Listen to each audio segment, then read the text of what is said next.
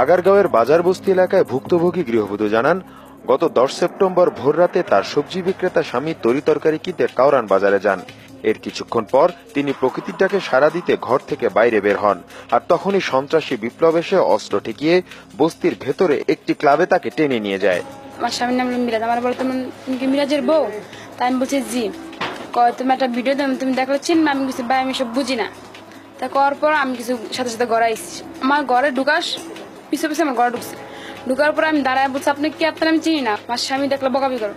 করার পরে কয়তে মনে করলো আমি কিছু না, আমি যাবো না, আপনার আমি চিনি না, আমি কোথায় যাবো? করার পরে লগে লগে পিস্তল বাইক করলো, বাইক করে আর মাথা ঠেকালো। মনে করলো আমি যাবো না, আমার হাত ধরে টানা টানতে লেগে গেছে।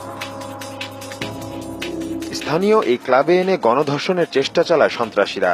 এ সময় বিপ্লব রিপন সহ রুমে থাকা 4 জন মিলে তাকে লাঞ্ছিত করেন বলেও অভিযোগ তার। ছেলে বসেছিল, ছেলের বলেছে কি আর ভিডিওটা দেখা। তো ছেলে বলতেছে ভাই ভিডিও তো বাসায় থুয়েছি মোবাইলটা, বাচ্চা জ্বালানো লইয়া যা। তো করার পরে ওই ছেলেটা কি করলো, বিপ্লব দুয়াটা লাগাই দিল। আমার বলছে আমি শুন আমার জামা কাপড় সব প্যানে ছেড়ে দিয়েছি। একজন নারীকে স্থানীয় এই ক্লাবে জোর করে আনার ঘটনাটি এখন বস্তির সবাই জানেন। এখানে তো আমি সকালবেলা শুনছি যে এরকম একটা মেয়ে ধর্ষণ হয়ে যায়, এই কথা এটা আমি শুনছি।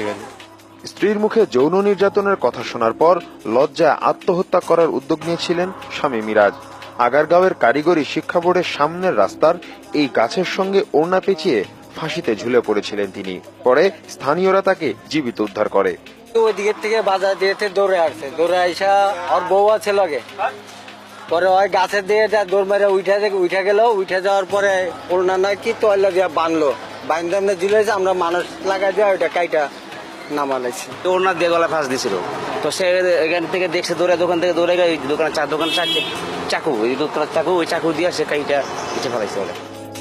এদিকে অপরাধীদের বিরুদ্ধে থানায় মামলা করতে গেলে পুলিশ মামলা নিতে চায়নি বলে অভিযোগ করেন নির্যাতিত ওই নারীর শাশুড়ি।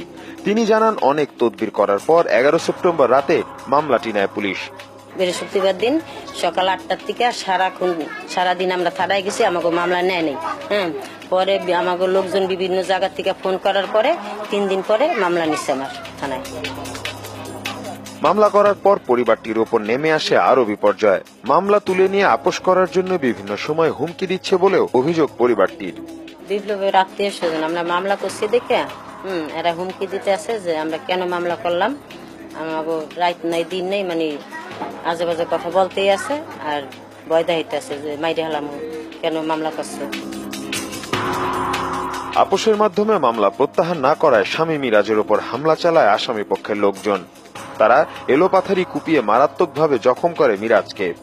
ওদিন কাইসা ডর দেখাইতেছে যদি মামলা না উড়ায় আমগুলো অনেক কিছু করবো। কারা বলছি কাকে বলছি?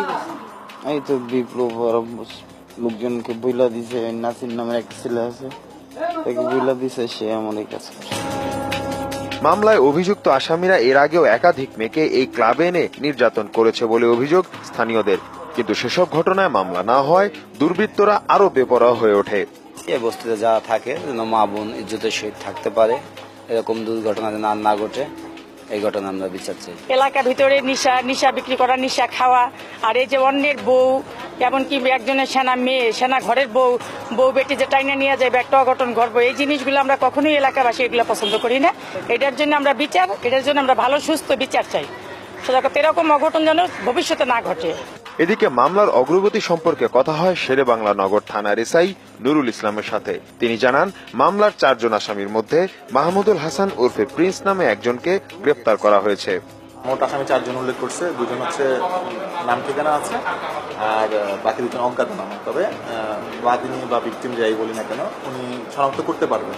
ওনার সাথে যখন আমি কথা বললাম তো সেই সূত্র ধরেই সে আমাকে জানাইছে যে আজকে ওই দিনকার ঘটনার সাথে জড়িত যে ছিল সে একজন আছে। তো ওই অনুযায়ী আমি সোর্স নিয়োগ করে সাজাতে অ্যাকশনকে ধরে নিয়ে আসছি। এই মামলার সকল আসামির বিরুদ্ধে রয়েছে অস্ত্র ও মাদক সহ একাধিক মামলা। তাদের ভয়ে কেউ মুখ খুলতে সাহস পায় না। কিন্তু এখন